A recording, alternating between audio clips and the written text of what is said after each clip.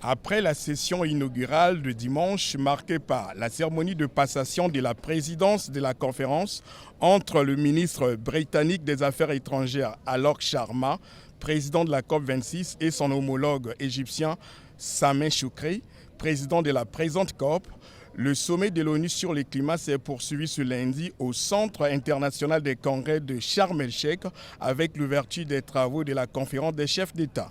Tout a commencé par la réception de toutes les délégations par les organisateurs du sommet, en l'occurrence l'Égypte et les Nations Unies. C'est ainsi que le président de la République, Denis Sassou Nguesso, a été accueilli à son arrivée par le président égyptien Abdel Fattah al-Sisi et le secrétaire général de l'ONU, Antonio Guterres, avant la prise de photos de famille pour immortaliser l'événement. L'objectif affiché par les dirigeants présents à Sharm el-Sheikh est de faire de ce sommet un tournant dans l'action climatique mondiale en passant de la phase de négociation à celle de mise en œuvre des engagements. Cette volonté des États a été clairement exprimée dans leur déclaration à l'ouverture de la session. Ils ont insisté sur la prise de conscience des États à agir en faveur de la préservation de la planète en abandonnant l'usage des énergies fossiles à l'origine des changements climatiques.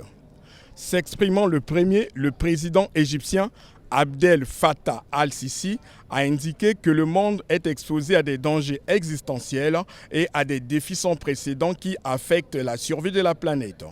Ces défis, a-t-il déclaré, exigent une action rapide de la part de tous les États afin d'élaborer une feuille de route pour se sauver des effets du changement climatique. Quant au secrétaire général de l'ONU, Antonio Guterres, il a dénoncé l'absence de progrès dans la réduction des émissions de gaz à effet de serre. Il sera question ici de jeter les bases de la première évaluation mondiale à la COP28 qui se tiendra en 2023 aux Émirats arabes unis, a conclu le secrétaire général des Nations unies. Préoccupation partagée par le président sénégalais Macky Sall, président en exercice de l'Union africaine, qui a mis un accent particulier sur le financement des actions climatiques.